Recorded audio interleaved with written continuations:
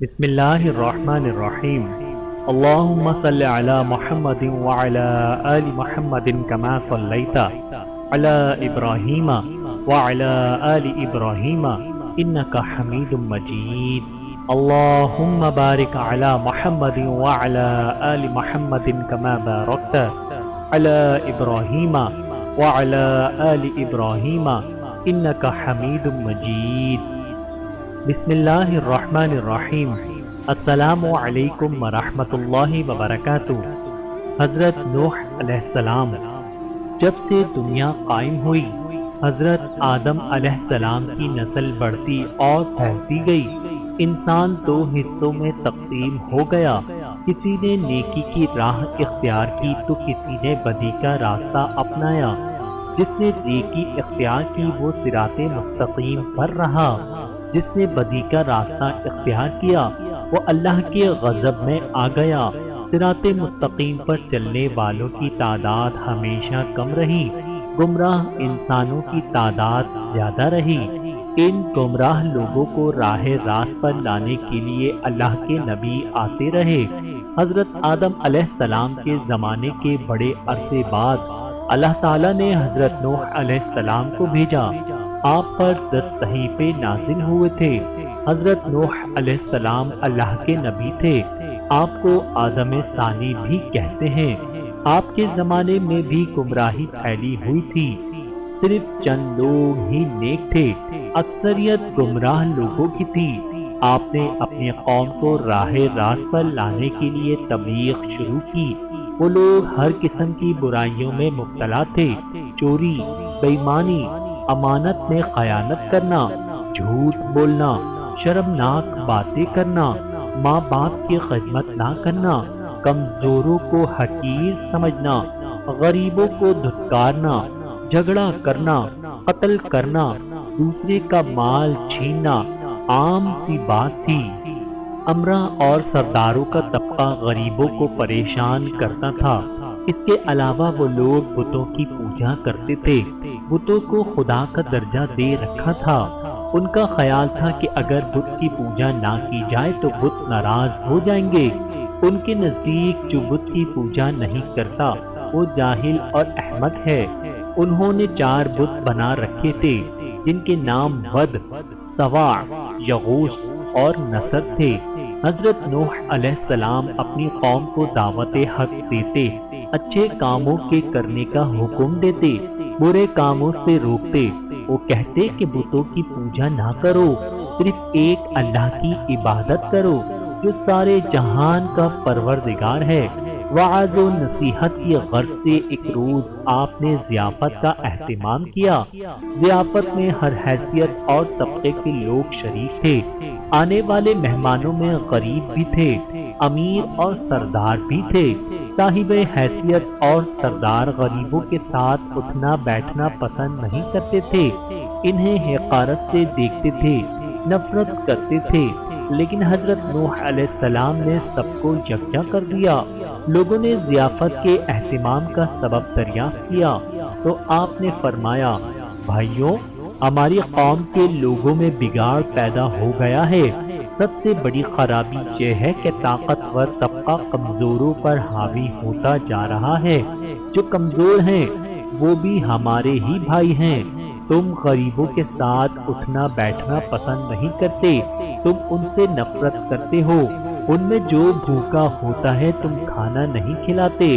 اگر کوئی پیاسا تم سے پانی مانگتا ہے تو تم پانی نہیں پلاتے۔ اگر کوئی بیمار ہو جاتا ہے تو تم ان کی عیادت نہیں کرتے۔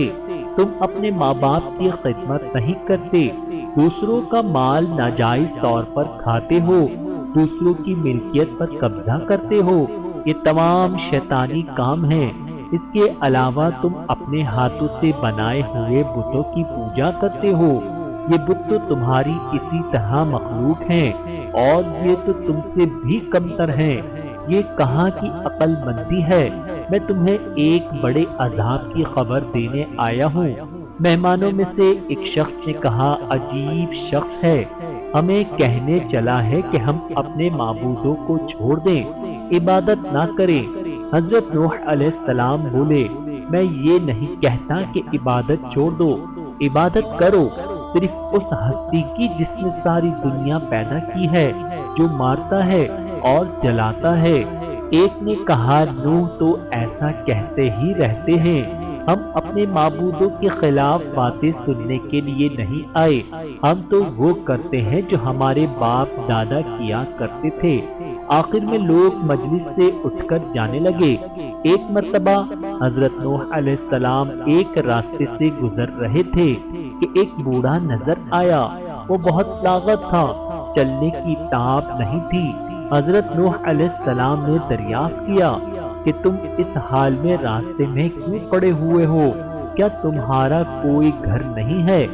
بوڑھے نے جواب دیا کہ میرے 7 بیٹے ہیں، انہوں نے بڑھاپے کے سبب مجھے گھر سے نکال دیا، میرے پاس کھانے کے لیے بھی کچھ نہیں ہے۔ حضرت نوح علیہ السلام نے اسے اپنے گھر لے گئے اور کہا کہ تم اس گھر میں رہو، میں تمہیں کھانا دیا کروں گا۔ آپ نے دعا کی تو ایک اجنبی شخص گھر میں داخل ہوا۔ اس کے ہاتھ میں ایک خوان تھا، اس میں ہر قسم کے کھانے تھے۔ اس نے حضرت سے فرمایا کہ یہ کھانا میں آپ کے مہمان کے لیے لایا ہوں، اسے کھلا دیں۔ اس نے کہا کہ اللہ کسی کو کبھی بھوکا نہیں سلاتا۔ وہ بوڑھا حضرت نوح علیہ السلام پر ایمان لے آیا۔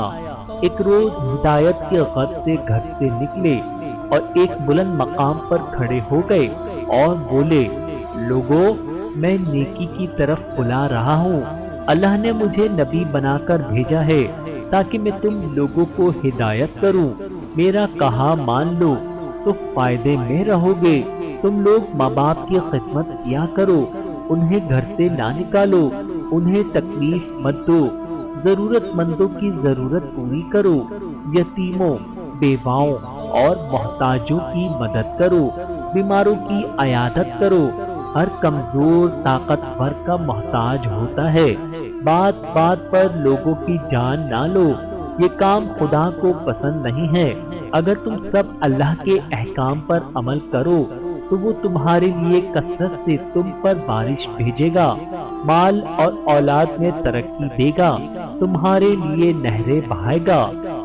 حضرت نوح علیہ السلام نے فرمایا، تمہاری عقلوں کو کیا ہو گیا ہے کہ پتھروں کو پوج رہے ہو؟ اے قوم، اللہ کی عبادت کرو، وہی عبادت کے لائق ہے، اللہ کے سوا کوئی معبود نہیں ہے۔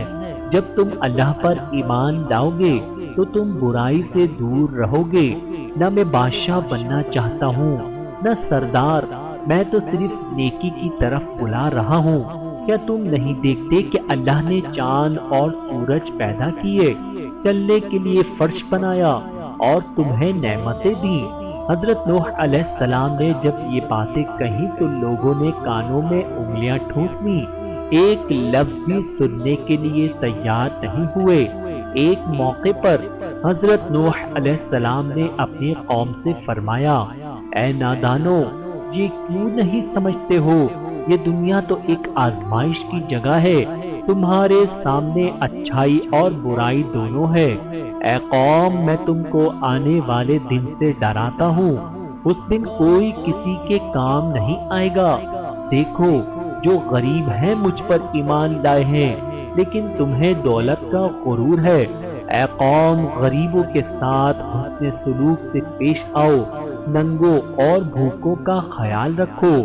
ان میں سے ایک سردار نے غرور اور تکبر سے کہا، فرض کرو کہ ہم تمہاری بات مان لیتے ہیں، کیا تم پر ایمان لا کر غریب اور 2 ٹکے کے لوگوں کے ساتھ مل جائیں جو تمہارے ساتھ ایمان لائے ہیں؟ ایسا نہیں ہو سکتا۔ وہ آپ کو ذلیل کرنے کی کوشش کرتے، مذاق اڑاتے، آوازیں کستے، منہ پھیر لیتے، گالیاں دیتے، مارنے کی کوشش کرتے، بلکہ ایک روز مارا پیٹا بھی تھا، لیکن آپ نے صبر کا دامن ہاتھ سے نہ چھوڑا بلکہ اپنا کام جاری رکھا۔ آپ کی بیوی اور آپ کا بیٹا بھی منکرین اور کافروں میں تھا۔ حضرت نوح علیہ السلام نے دعا کی، اے رب، اے میرے پروردگار، میں نے اپنی قوم کو رات دن سمجھایا، حق کی طرف بلایا، میرے بلاوے پر وہ زیادہ بھاگتے رہے۔ میں نے اعلانیہ اور خفیہ سمجھایا تو انہوں نے کانوں میں انگلیاں ٹھوس لیں۔ اللہ تعالیٰ نے حضرت نوح علیہ السلام کو وحی بھیجی کہ ایک کشتی بناؤ اور ظالموں کے بارے میں کچھ نہ بولو۔ اللہ کے حکم کے مطابق آپ نے کشتی تیار کرنا شروع کی۔ کچھ لوگوں نے مذاق کرتے ہوئے پوچھا، اے نوح کیا بنا رہے ہو؟ آپ نے بتایا کہ میں ایک کشتی تیار کر رہا ہوں کیونکہ اللہ کی طرف سے عذاب آنے والا ہے۔ اللہ نے جو ڈیل دے دی ہے وہ ختم ہو رہی ہے۔ جب وقت آئے گا ہر طرف پانی ہی پانی نظر آئے گا، صرف وہی بچے گا جو اس کشتی میں سوار ہوگا، جو بت پرستی سے توبہ کرے گا، گناہوں سے معافی مانگے گا، اسی کو اس کشتی میں جگہ ملے گی۔ لوگ بولے، اے نوح یہ زمین تو خشک ہے، ایسے آثار بھی نہیں ہے کہ اتنا پانی ہو جائے کہ کشتی تیرنے لگے۔ نوح کا تو دماغ ہی چل بسا ہے۔ حضرت نوح علیہ السلام اس قسم کی باتوں سے بالکل مایوس ہو چکے تھے اور اصلاح کی کوئی امید ہی نظر نہیں آ رہی تھی۔ جب کشتی بن کر تیار ہو گئی تو لوگ کشتی میں غلاظت پھینک دیتے۔ کشتی میں کوئی ایسی جگہ نہ تھی جہاں غلاظت نہ ہو۔ کافر غلاظت پھیلانے کے لیے کشتی کے اندر جایا کرتے تھے، یہ ان کا معمول بن چکا تھا۔ ایک مرتبہ ایک کوڑ کا مریض بھی اپنے ناپاک مقصد کے ساتھ کشتی کے اندر گیا۔ اس کے سڑے ہوئے جسم کے ایک حصے پر کچھ غلاظت لگ گئی۔ کچھ دیر بعد اس نے دیکھا کہ جہاں غلاظت لگی تھی وہ حصہ اچھا ہو گیا۔ اب اسے حیرت ہوئی کہ یہ کیا ماجرا ہے، آخر غلاظت سے کس طرح شفا ہو سکتی ہے۔ پھر وہ کشتی کے اندر داخل ہوا اور غلاظت پوری طرح سارے جسم پر مل لیا تو دیکھا کہ وہ بالکل تندرست ہو گیا۔ یہ بات کوڑ کے مریضوں کے اندر پھیل گئی تو سب نے کشتی کے اندر داخل ہو کر غلاظت ملنا شروع کر دیا۔ اسی طرح پوری کشتی پاک صاف ہو گئی۔ حضرت نوح علیہ السلام نے اللہ سے دعا کی، اے رب لوگوں نے میرا کہنا نہیں مانا، ایسے شخصوں کی پیروی کی جن کے مال اور اولاد نے ان کو زیادہ ہی نقصان پہنچایا۔ ان کافروں میں سے زمین پر ایک باشندہ بھی مت چھوڑ، اگر آپ ان کو روئے زمین پر رہنے دیں گے ان کی اولاد بھی کافر ہی ہوگی۔ آپ کی دعا قبول ہوئی، اللہ کا عذاب آ چلا، گھر کے تنور سے پانی ابل پڑا، پانی کا ریلا تیزی سے بہنے لگا۔ جس جگہ سے پانی ابل پڑا وہ جگہ کوفے کی ایک مسجد تھی جس کا نام مسجد انبیاء ہے۔ دوسری طرف آسمان پر خوفناک سیاہ بادل چھانے لگے۔ حضرت نوح علیہ السلام نے دیکھا کہ زمین سے چشمے پھوٹ رہے ہیں۔ حضرت نوح علیہ السلام نے کہا کہ یہ عذاب کی علامت ہے۔ کافر کہنے لگے کہ طوفان تو آتے ہی رہتے ہیں، بارشیں ہوتی رہتی ہیں، یہ تو کوئی نئی بات نہیں ہے، کچھ دیر بعد موسم بدل جائے گا۔ دیکھتے ہی دیکھتے ہوا کا تیز جھونکا آیا جس سے ہر چیز ہل گئی، پھر پانی برسنا شروع ہوا۔ بارش میں اتنی شدت تھی جیسے کہ آسمان نے اپنے تمام دروازے کھول دیے ہوں۔ حضرت نوح علیہ السلام نے ایمان والوں سے کہا کہ کشتی میں سوار ہو جاؤ۔ اللہ نے فرمایا کہ ہر قسم کے جانوروں کا جوڑا بھی کشتی میں سوار کرا لو۔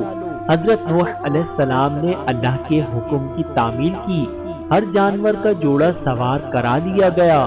کشتی میں ایک علیحدہ جگہ پر سب جانوروں کو بند کر دیا گیا۔ طوفان چلنے لگا، بارش سے ندی نالے اور زمین پر پانی بھر گیا، پھر زمین کے ہر حصے میں پانی بہنے لگا۔ اب حضرت نوح علیہ السلام کا جہاز تیرنے لگا، پانی اونچا ہو رہا تھا۔ حضرت نوح علیہ السلام کی نظر جب بیٹے پر پڑی تو آواز لگانے لگے، بیٹا اب اس کشتی میں سوار ہو جاؤ، تمہاری جان بچ جائے گی، اب کافروں کے ساتھ چھوڑ دو۔ تو بیٹے نے جواب دیا کہ میں پہاڑ کی اونچی چوٹی پر چڑھ جاؤں گا، پانی وہاں تک نہیں پہنچے گا۔ تب حضرت نوح علیہ السلام نے اللہ سے اپنے بیٹے کے بارے میں سفارش کی کہ میرا بیٹا ڈوب رہا ہے، یہ تو میرے ہی خاندان کا ہے، تیرا وعدہ سچا ہے۔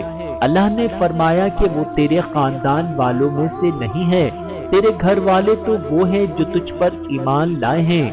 روایات کے مطابق بارش مسلسل 40 دن تک ہوتی رہی، جو کچھ زمین پر تھا سب ڈوب گیا، کافروں کا کام تمام ہوا۔